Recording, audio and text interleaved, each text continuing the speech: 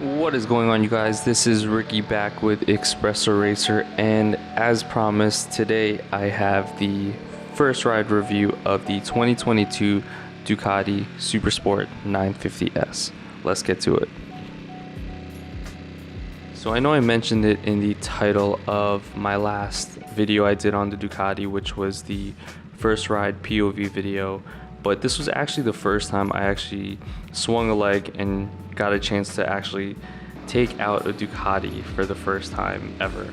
So this was definitely a special moment for me because I've always looked at Ducati as the Ferrari of the motorcycle world, obviously based on the red color scheme that they have on most of their bikes, but just in general, something about the way it looks, the way it sounds, and it's just something that I've always wanted to actually swing a leg and ride for a very long time. So shout out to the Ducati dealership in San Antonio for letting me ride this today.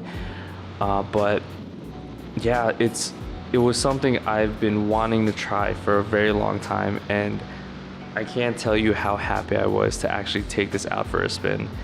I was able to take it out for a spin for about 20-25 minutes, so it wasn't that long of a test ride, but overall I got to see how fast it can kind of go on the highway, how it feels in a few turns, and that's about it. But overall I think it was still a good enough experience and time for me to actually get a feel for the bike, and my god, this is such a fun motorcycle to ride. Regarding the specs, I'm going to put them up on the screen, but overall it is about 110 horsepower, 69 pound-feet of torque, 405 pounds dry, and MSRP is about $16,395 USD. So the exact model I was able to ride was the S version of this SuperSport 950, and I believe the few major things that makes up that S model or that S variant compared to the standard is that Öhlins suspension on each end, which I've tried Öhlins suspension on many Triumph motorcycles, and it absolutely handles curves and turns amazing. Feels absolutely amazing on higher speeds, whether it's the highways or slower speeds on the twisties. Just absolute great suspension overall. And namely, over anything else, the Ducati up-down quick shifter was by far the most amazing thing of having that S model versus the standard version. Similar to Triumph, I've ridden the Speed Triple RS as well as the RR 1200, and those also had quick shifters up and down, and just as smooth as those Triumph, the Ducati quick shifter up and down made this bike so much more fun to ring out through the gears. And overall I would absolutely pay that extra $2,000 to have this S model versus the standard model, especially when you're talking about a $14,000 motorcycle to a $16,000 motorcycle.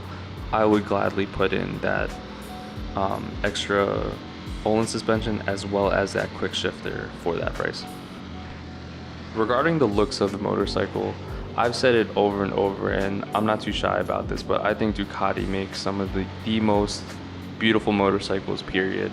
And I personally started off my love for Ducati from looking at the V2 and the V4 Panigale.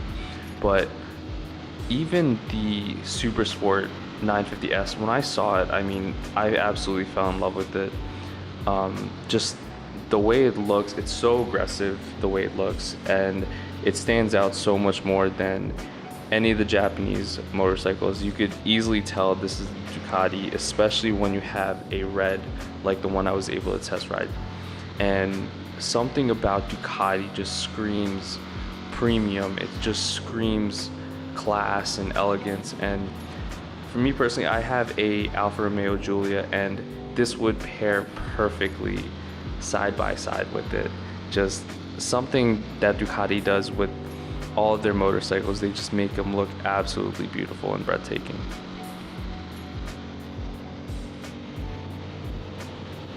So because I was only able to ride this motorcycle for about 20 minutes, I didn't really play around with the dash too much, but overall the tech in the dash and all that, it was very easy to read, very beautiful to look at. Should be a TFT display, and just everything worked perfect and was very easy to see. As far as the handling of the motorcycle, because I mostly did highway, I can only give my opinion on how it rode on a few, like, streets of city driving, as well as the highway, and overall it handled great. I mean, I didn't want to turn it too much or lean it over too much, just because it only had like 17 miles on the motorcycle when I took it out.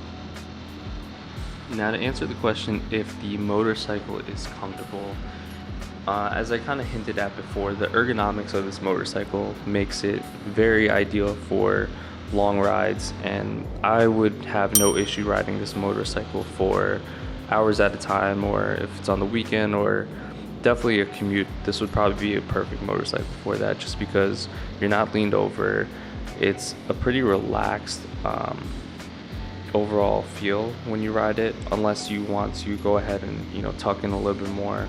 So I see this as a very versatile motorcycle, whether you're carving canyons, taking it to work, or just out on the weekend or a very long trip. Like, I could see this motorcycle very ideal and fitting for many ages, many overall riders, just very comfortable overall.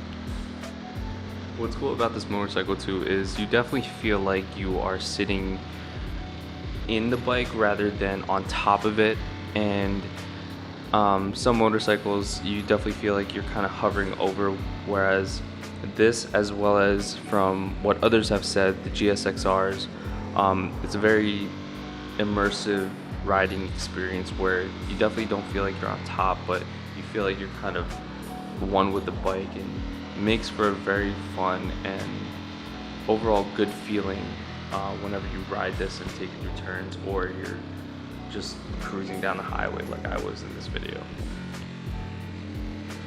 Probably one of my only gripes about this motorcycle is that for a bike this premium, the way it feels and the type of motorcycle that it is, how it kind of should be like a sports tour motorcycle that you want to take on a long ride, it doesn't come with cruise control, which is something that I honestly wish it had if I was to own this, and that's something at this price range that I honestly thought it probably would have came with already, but unfortunately with the Ducati SuperSport 950S, it does not come with a cruise control.